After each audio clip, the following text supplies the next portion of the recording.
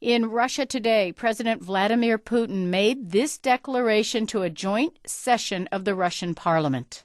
Today, basing on the results of the referendum that happened in Crimea and basing on the will of the people, I bring into the Council Federation the constitutional law about two new subjects of federation joining Russian Federation, the Republic of Crimea and the city of Sevastopol. If there was ever any question, Russian annexation of Crimea looks like a done deal. Ellen Barry of the New York Times has been reporting from Moscow on Russia's move into Ukraine and joins us to talk more about what happened this morning. Please describe the scene there. So this was a very solemn and grand affair in one of the most kind of storied rooms in the Kremlin. There are huge gold chandeliers, and under those chandeliers were gathered basically everyone who matters in Putin's system. When he took the stage, there was just a prolonged applause, and that was repeated again and again during his speech. And this speech appears to have been about righting the wrongs of history.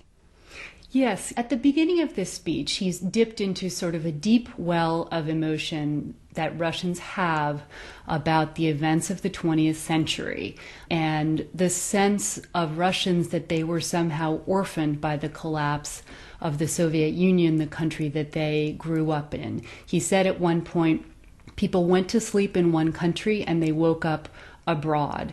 So there was a message, although he was talking about Crimea specifically, there was a message of sort of gathering in those Russians who were stranded by the end of the Soviet Union. And that is a very emotional message for Russians. What did Putin say about the U.S. and the sanctions that have been announced because of these moves on Crimea? So the second part of the speech actually was a little bit like a sermon. It was a litany of grievance against what he views as U.S. unilateralism, starting from Kosovo through Iraq and Afghanistan to Libya, which for Putin is a particularly sore point. He said they cheated us again and again, and then he said later, our Western partners crossed a line in Ukraine. And from this perspective, it seemed like a very important declaration on his part that the period during which Russia would tolerate its position being ignored was over.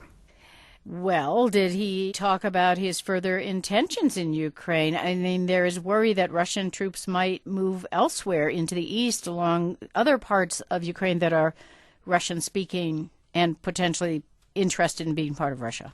So he sent several fairly specific messages to Ukraine, and they were, I would say, quite conciliatory. He spoke at length about protecting the rights of Crimean Tatars, who are extremely anxious about accession into Russia, and he symbolically extended his protection to the Crimean Tatars. So he's clearly anticipating some very difficult ethnic problems there. He also said to Ukraine, there's no need to be afraid of us. We do not want to divide Ukraine. We don't need to do that. So that seemed to be a statement that Russia has no intention to invade the eastern part of the country. And the Russian market seemed to respond to that quickly and began to rise. And Ellen, watching this, it seemed for a moment that Vladimir Putin has been building towards this, for a long time. It certainly sounded that way. It sounded like a man who is describing mounting frustration of the past 15 years, or even going back to his disappointment at the end of the Soviet Union, which he has called the greatest geopolitical catastrophe of the 20th century, and the sense that people were left without the country that they grew up in. Margarita Simonyan, who's the editor of Russia Today, said something very kind of resonant on Twitter. She wrote, there have been 2 times when I acutely felt that I was part of the history of my country. Once when I drank tea with Alexander Solzhenitsyn at his house, and now. Ellen Barry of the New York Times speaking to us from Moscow. Thanks very much. Thank you.